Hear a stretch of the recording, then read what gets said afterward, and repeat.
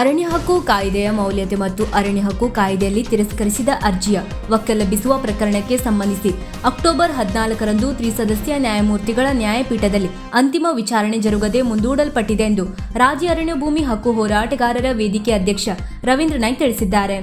ಸರ್ವೋಚ್ಚ ನ್ಯಾಯಾಲಯದ ನ್ಯಾಯಮೂರ್ತಿಗಳಾದ ಸೂರ್ಯಕಾಂತ್, ಜಾಯಿ ಮಲ್ಯ ಮತ್ತು ಬಜಾಷಿ ಒಳಗೊಂಡ ತ್ರಿಸದಸ್ಯತ್ವ ನ್ಯಾಯಪೀಠದಲ್ಲಿ ವಿಚಾರಣೆ ಜರುಗಬೇಕಾಗಿತ್ತು. ಆದರೆ ಪ್ರಕರಣಕ್ಕೆ ಸಂಬಂಧಿಸಿದಂತೆ ವಿಚಾರಣೆ ಜರುಗಿದ್ದು ಇರುವುದಿಲ್ಲ.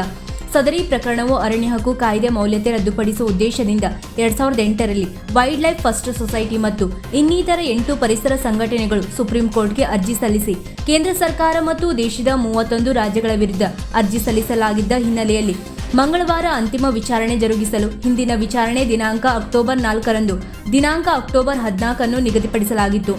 ಅಲ್ಲದೆ ಮಂಗಳವಾರ ತ್ರಿಸದಸ್ಯ ನ್ಯಾಯಪೀಠದಲ್ಲಿ ವಿಚಾರಣೆ ನಂಬರ್ 41 ಕ್ರಮ ಸಂಖ್ಯೆ ಎಂದು ವಿಚಾರಣೆ ಪ್ರಕರಣದ ಪಟ್ಟಿಯಲ್ಲಿ ನಮೂದಾಗಿತ್ತು. ಮಂಗಳವಾರ ವಿಚಾರಣೆ ಜರುಗದೇ ಇರುವುದರಿಂದ ಮುಂದಿನ ಅಂತಿಮ ವಿಚಾರಣೆಗೆ ನ್ಯಾಯಪೀಠ ಹೊಸ ದಿನಾಂಕದಂದು ನಿಗದಿಪಡಿಸಲಾಗುವುದೆಂದು ಅಧ್ಯಕ್ಷ ರವೀಂದ್ರ ನಾಯ್ಕ್ ಪ್ರಕಟಣೆಯಲ್ಲಿ ತಿಳಿಸಿದ್ದಾರೆ.